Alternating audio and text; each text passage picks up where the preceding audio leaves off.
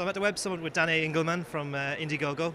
Danae, the first time I heard of Indiegogo was this 9-year-old kid was at Coder Dojo and he was learning how to code, and he basically raised enough money to buy himself a MacBook Pro through Indiegogo because he wanted to build a game and then share it with all his friends.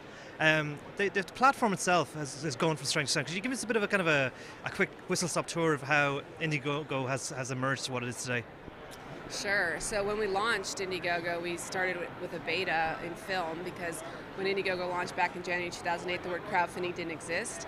We were kind of pioneering this idea of using the internet to raise money, and we didn't really know where that could go, and we just needed to give it a go and try. And ever since then, we've just blossomed. We now have all kinds of people using Indiegogo, from entrepreneurs to artists to nonprofits to activists, you name it. If you want to get something idea off the ground, you can use Indiegogo to connect with the people who also want to see that idea thrive and raise money and make it happen. So it's really exciting. We've seen now campaigns raise millions of dollars for their efforts, as well as campaigns that are raising a few hundred or 1,000 euros at a time, which to us, big doesn't mean better. It just means that Indiegogo's here to help people raise money for whatever they need.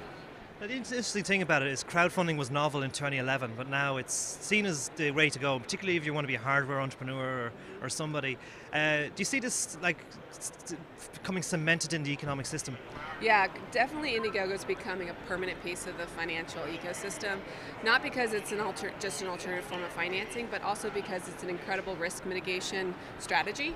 And so what we're seeing now is hardware entrepreneurs, product-based entrepreneurs using Indiegogo, not just to get the funding they need to launch, but also to mitigate their market risk as well as their execution risk. So on Indiegogo, for example, you can swap your perks. We have an analytics platform that really allows you to test your assumptions, test your features, test your pricing even, which then allows you to learn what it is your customers want, who exactly they are, build that energy around the idea, and when you finish your campaign, you actually know who your market is and what you need to actually go sell to. And so it makes you smarter faster, and that's why we're seeing two things new evolve. One is traditional financiers using Indiegogo as a discovery platform to kind of source deals as a pipeline of sorts, and also the other way around. We're now seeing venture investors, investing in companies contingent upon those companies doing Indiegogo campaigns. Again, because it has this ability to help you refine your product market fit before you launch your product fully. So it's going both ways, and for that reason, Indiegogo is very symbiotic with traditional finance, and we see that relationship only strengthening over time. And the interesting thing is crowdfunding sites have come in for a bit of flack in the last year because some people might have put up campaigns that just were maybe not realistic. Does that put an onus on companies like Indiegogo to curate maybe more to make sure that people aren't kind of taking a chance, or is it maybe the audience or the crowd that really decides? Curation is not the answer. That's going backwards in time. That's going back to why finance was broken in the beginning, because we didn't have an efficient way for investors to connect with ideas that they knew how they could help.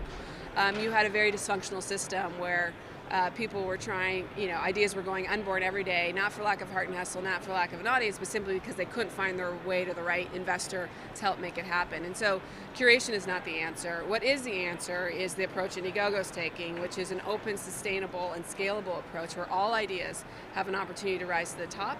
And then we use merit-based algorithms and systems to help promote and amplify ideas further.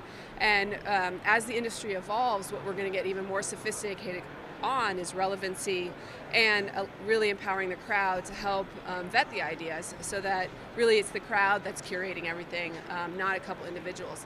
That said, what we see also happening is that in being an open platform where all ideas can bubble up, if there are experts out there that know a lot about a certain type of industry or something specific, they can actually take that expertise and apply it to Indiegogo and then layer their own level of curation on top of that. But that also means Indiegogo is open to all curators, not just a few. And so what that then breeds is a really a great ecosystem where credibility kind of becomes very clear based on experts, providing their advice and guidance.